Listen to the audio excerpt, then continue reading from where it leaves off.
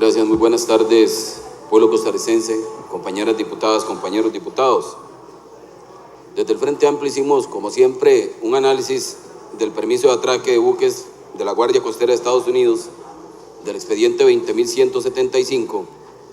El expediente en mención busca que la Asamblea Legislativa apruebe un permiso de eventual ingreso y atraque de un total de 117 naves de este cuerpo paramilitar. Al igual que señalamos en su momento, el permiso incurre en brindar información falsa o por lo menos sospechosamente incongruente. En este permiso, al igual que se ha hecho desde varios años atrás, el gobierno de los Estados Unidos remite un listado general, esta vez sin los buques fantasmas de la vez anterior, que no puede ser visto a la ligera. Bajo el pretexto de no brindar información estratégica, entre comillas, lo que en realidad destila esta práctica poco cuidadosa, por decir lo menos de quienes se jactan de ser el gendarme del mundo, es un tratamiento de absoluto irrespeto a un Estado soberano y a este Parlamento. Tal parece que piensan que acá no existe nadie que analice y sepa desnudar sus jactanciosas y prepotentes formas de relacionarse con Costa Rica.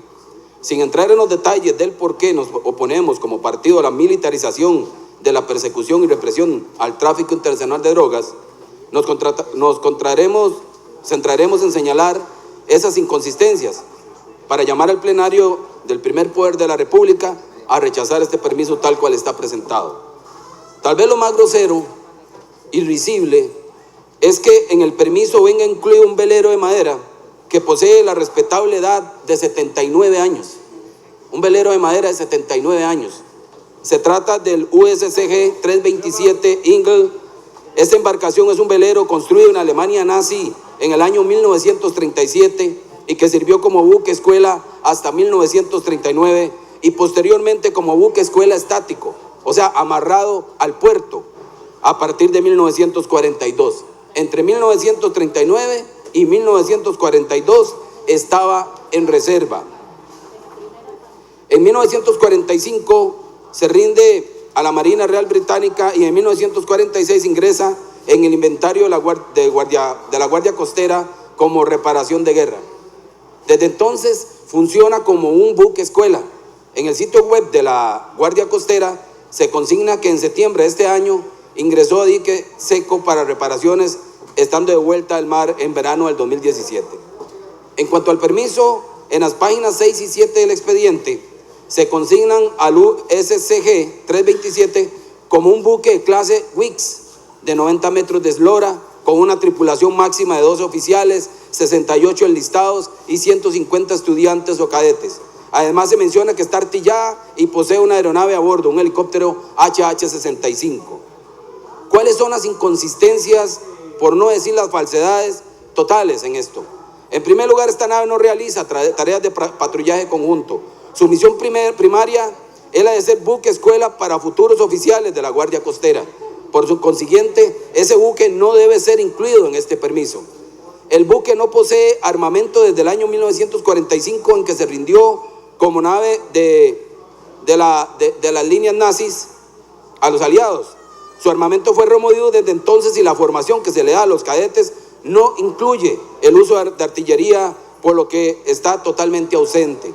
El buque no posee helicóptero asignado, por cuanto sería imposible que el mismo aterrizara en esta embarcación. No posee cubierta de vuelo y aunque la tuviera, por ser un velero, es imposible que lograra aterrizar sin destruir mástiles, velas o cabos y sin que se le destruyera el mismo helicóptero. Como ven, esta práctica de no darnos la información completa, recordarles que además nos adjuntan un documento con una traducción no oficial. Hemos tenido que hacer un análisis sobre documentos no oficiales traducidos. Y yo creo que independientemente si ustedes están a favor o en contra, por lo menos debemos exigir respeto para que nos den la información como es y para que no nos sigan burlando. Primero con naves fantasmas y ahora con un buque, un velero que no tiene ninguna relación con lo que se supone son las funciones que van a supuestamente ejecutar. Pero yo quisiera compartirles un documento muy interesante, un análisis de especialistas que se dio en Argentina. Ellos hacían la pregunta: ¿cuál es el verdadero objetivo de las bases militares de Estados Unidos en Argentina? Eso es del 4 de julio del 2016. Hace algunas semanas se supo que el gobierno argentino habilitaría las instalaciones de las bases militares estadounidenses para apoyar tareas científicas, entre comillas. Si bien la información ha sido presentada tanto por el gobierno argentino como por distintos medios de comunicación como un desarrollo con fines pacíficos, diversos analistas opinan distinto. En concreto, se trata de dos proyectos, uno en la provincia de Tierra del Fuego, la más austral de Argentina, y otro en la llamada triple frontera entre el país de Paraguay y Brasil. Las excusas que han permitido a Washington desplegar más de un centenar de bases militares en Latinoamérica, que se extiende desde Guatemala y el Caribe hasta la Patagonia, son siempre altruistas, explicó el periodista Walter Guba, y detalló que entre los argumentos se destaca la supuesta ayuda humanitaria, apoyo ante catástrofes, combate al narcotráfico o apoyo al desarrollo y la investigación científica. Muy coincidente con Costa Rica. Estas bases encubiertas siempre las instalan en zonas donde hay recursos naturales altamente estratégicos: agua, tierra fértil para producción de alimentos, minerales, hidrocarburos o biodiversidad. Elsa Bruzón, especialista en temas de geopolítica, estrategia y defensa nacional y miembro del Centro de Militantes para la Democracia Argentina, opinó en el mismo sentido, abro comillas: estas bases encubiertas siempre las instalan en zonas donde hay recursos naturales altamente estratégicos como agua, tierra fértil para producción de alimentos, minerales, hidrocarburos, biodiversidad. Lo que buscan es cerrar el cerco sobre todos los recursos naturales que tenemos en nuestra América, añadió la especialista, y detalló que las bases militares cubiertas y encubiertas que ha instalado en Centroamérica y en el Caribe, sumadas a las que tienen Colombia, Perú, Chile, Paraguay, junto a la base militar de la OTAN en Malvinas, cierran el cerco sobre todos nuestros recursos naturales y reafirman su presencia en la Antártida. Cabe destacar que más allá del Canal de Panamá existen solo otro paso entre el Océano Pacífico y el Océano Atlántico, que es el llamado Estrecho de Magallanes, ubicado justamente en Tierra del Fuego. Además, es el territorio continental más cercano a la Antártida, que aún hoy está en disputa. No hay que olvidar que la Antártida es la mayor reserva de agua dulce congelada en el mundo. Justamente en ese sector es donde nos disputamos la soberanía Argentina, Chile y Gran Bretaña, sostuvo Bruzón. Al mismo tiempo, comentó que la península antártica se encuentran los mayores yacimientos de hidrocarburos de la región y hay minerales altamente estratégicos que son indispensables para la industria militar y la aeroespacial. Por otra parte, la base que se quiere instalar en la frontera entre Paraguay, Argentina y Brasil persigue, para estos analistas, un objetivo también muy claro.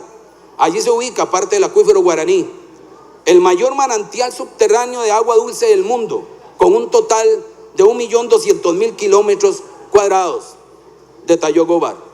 El periodista analizó que hay un diseño geopolítico y estratégico de Washington en la instalación de estas bases. Su objetivo es recuperar y aumentar la presencia militar en América del Sur. Con el 7% de la población mundial, se tiene casi el 50% del agua dulce del mundo y ellos tienen un problema grave de desertificación. Respecto a la triple frontera, el sociólogo Atilio Barón observó que Estados Unidos tiene un interés muy grande de asegurarse una presencia decisiva en la región, porque resulta que allí se encuentran las mayores reservas de litio del planeta. La zona del norte argentino y el sur bolivariano es como la Arabia Saudita del siglo XXI. Asimismo expresó: el petróleo va a desaparecer y la humanidad va a seguir su curso, pero si no hay agua, se acaba la especie humana. Y acá está casi la mitad del agua dulce del planeta Tierra. El analista subrayó que las estimaciones van del 42 al 45% según cómo se midan los acuíferos subterráneos. Con el 7% de la población mundial se tiene casi el 50% del agua dulce del mundo y repito, ellos tienen un problema grave de desertificación. Daniel Di Stéfano, diputado nacional por la provincia de Misiones, presentó en su momento un proyecto de resolución para que el gobierno de Mauricio Macri informe al Congreso sobre todos los detalles de la instalación de las bases militares en esa zona. Según el legislador, la intención es conocer las verdaderas intenciones y las garantías bilaterales acordadas entre ambos países en cuanto a la conservación del ambiente, la seguridad nacional en la región y los objetivos concretos de la cooperación. Los misioneros queremos saber cuáles son las condiciones en que se llevará adelante la instalación de una base militar en nuestro territorio. Además, nos preocupa la pérdida de soberanía y nuestros recursos naturales. Compañeras diputadas, compañeros diputados, pueblo costarricense, el 1 de julio del 2010 el Congreso de Costa Rica autorizó el ingreso a este país de 46 buques de guerra de la Armada de los Estados Unidos, 200 helicópteros y aviones de combate y 7,000 marines. Pero ¿qué ha pasado entonces desde ese día a hoy? Centroamérica, lejos de disminuir la cantidad de toneladas de drogas que llegan hasta los Estados Unidos, las ha incrementado. Según el recién divulgado informe anual sobre drogas del Departamento de Estado, informe sobre Estrategia Internacional de Control de Narcóticos 2016, se establece que alrededor del 90% de la cocaína destinada al mercado de Estados Unidos pasó primero por el corredor de México y Centroamérica. Esto representa un incremento sobre el 2014, cuando se estimaba que por Centroamérica pasaba un 86%, el 14% restante viajaba por el Caribe, y ha subido desde el 80% del 2012 a lo que acabamos de mencionar hacia el 2014. Demostrando con esto, con datos contundentes, es evidente que Centroamérica sigue siendo el corredor dominante de los embarques de cocaína a Estados Unidos y que pone en duda la eficacia de los programas antidrogas de Estados Unidos en la región, como la Iniciativa de Seguridad Regional del Departamento de Estado para Centroamérica. Y según la Junta Internacional de Fiscalización de Estupefacientes de la ONU, los Estados Unidos son el país que más drogas consume en el mundo. Los gringos comprenden, entienden y conocen que son ellos los mayores demandantes de drogas del mundo y que para suplir su demanda deberán de existir quienes oferten las mercancías necesarias para suplir esa demanda. Lejos de mirar con objetividad y en los más altos términos de la honestidad, los gringos le quieren hacer creer al mundo entero que el problema del narcotráfico es un problema de oferta, cuando en realidad es un problema de demanda. Ante esta hipocresía, en el año 2010, Atilio Borón había escrito lo siguiente: a nadie sorprende la apelación al pretexto del narcotráfico, pues es el que conscientemente utiliza Washington a falta de otros para justificar la intrusión del personal militar estadounidense en los países de nuestra América. No obstante, conspira contra la credibilidad de estos argumentos el hecho de que sean precisamente los países caracterizados por una fuerte presencia militar de Estados Unidos quienes sobresalen por su producción y comercialización de narcóticos. Tal como quedó demostrado en el libro El lado oscuro del imperio, la violación de los derechos humanos por Estados Unidos, fuentes inobjetables de las Naciones Unidas, la Oficina de la ONU contra la Droga y el Crimen, demuestran con estadísticas abrumadoras que desde las tropas de Estados Unidos se instalaron en Afganistán, se produjeron grandes avances en la producción. Desde el momento que se instalaron las tropas gringas en Afganistán, se produjeron grandes avances en la producción y exportación de opio y la fabricación de heroína, a la vez que en Colombia la presencia estadounidense no fue óbice, sino todo lo contrario, para que se registrase una notable expansión de los cultivos de coca.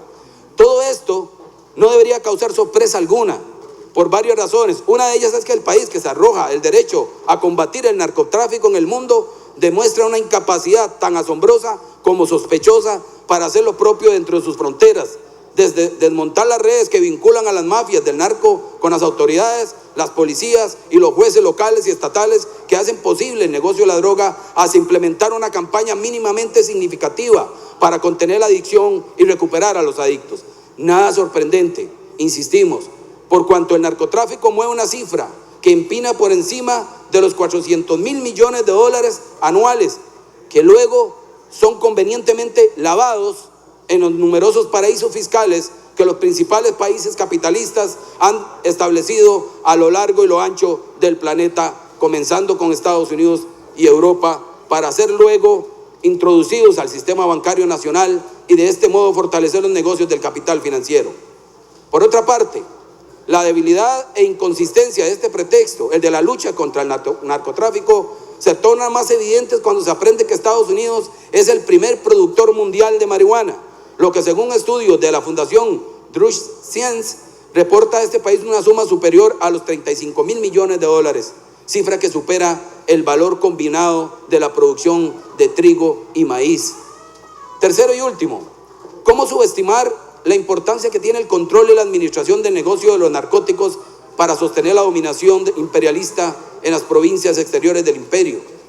¿No fue acaso Gran Bretaña quien reintrodujo el opio a China, droga que había sido prohibida por el emperador John Heng debido a los perjuicios que ocasionaba a su población, cuyo consumo masivo promovido por los británicos sirvió para equilibrar sus déficits de balanza comercial con el celeste imperio. Para impulsar esta adicción entre los chinos, británicos y portugueses, libraron dos guerras entre 1839 y 1842, entre 1856 y 1860, a resultas de las cuales establecieron dos cabeceras de playa para organizar el tráfico de opio en toda la China, una en Hong Kong bajo control inglés y otra en Macao dominado por los portugueses.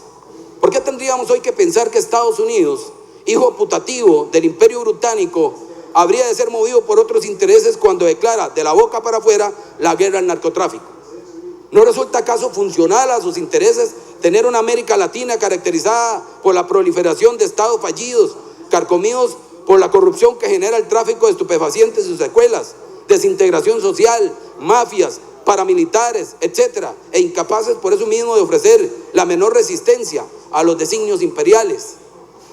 Es ridículo que se pretenda convencer a nuestros pueblos de que la veintena de bases militares establecidas en Centro y Sudamérica y en el Caribe, a las que ahora se suma el desembarco en Costa Rica y la activación de la Cuarta Flota, tiene por objeto combatir el narcotráfico. Como enseña la experiencia, a este no se le combate con una estrategia militar, sino con una política social que Estados Unidos no aplica dentro de sus fronteras ni permite que se haga afuera, gracias a la enorme influencia que el Fondo Monetario Internacional y el Banco Mundial tienen sobre países vulnerables y endeudados.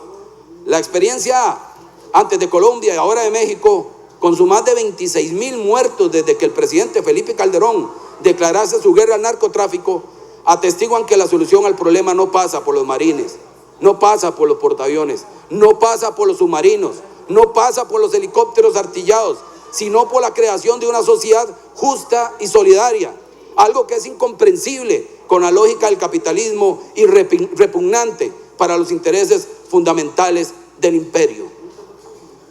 Además, en suma, la región centroamericana se está convirtiendo también en puente de distribución de drogas para Europa.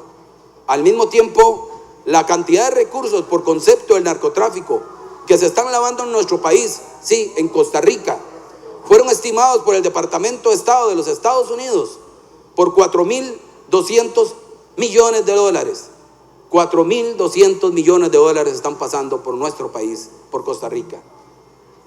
Es decir, alrededor del equivalente al 8% del Producto Interno Bruto de nuestro país. Coinciden los datos con la evasión y la elusión, ¿verdad? En mucho. Siendo que, lejos de disminuir, de crecer o mejorar la situación del país y la región respecto del narcotráfico, es todo lo contrario. Es pertinente evidenciar que si los Estados Unidos desean realmente aplacar la problemática del narcotráfico, deberían de iniciar elaborando una política pública eficaz en su propio país para desincentivar la demanda de drogas, demanda que al existir lamentablemente es cubierta en su gran mayoría por los países suramericanos y transportada por nuestra región centroamericana. Esa es la realidad que tenemos, compañeras diputadas, compañeros diputados. Les he dado no palabras mías, palabras de especialistas. Les he dado datos de la misma agencia de los Estados Unidos.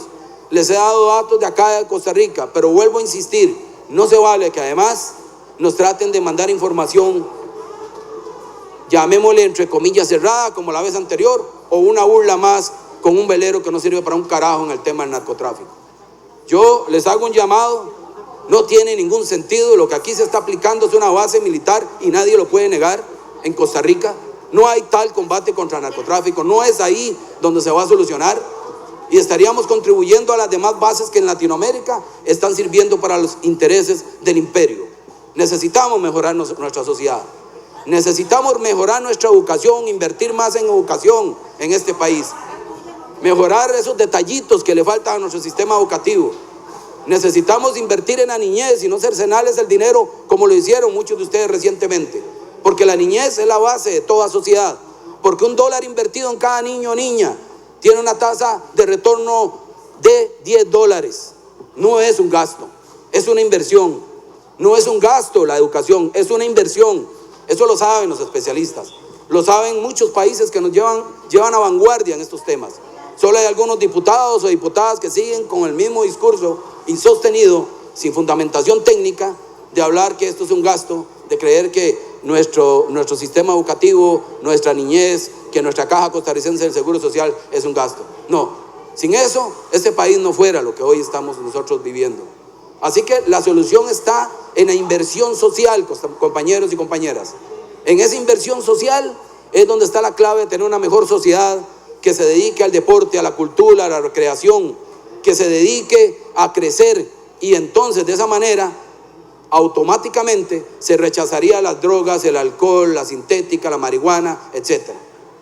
Pero si no hacemos eso, y lejos de taparnos la cara y de seguir en este jueguito que tiene Estados Unidos, de estar pidiendo permisos para hacer sus bases militares, de este país cada vez se va a ir consumiendo. Ya les dije el dato para Costa Rica, 4.200 millones de dólares al día de hoy han pasado por acá. Y estos permisos y estos barquitos, estos aviones no han servido para un carajo, ni en Costa Rica ni en Latinoamérica.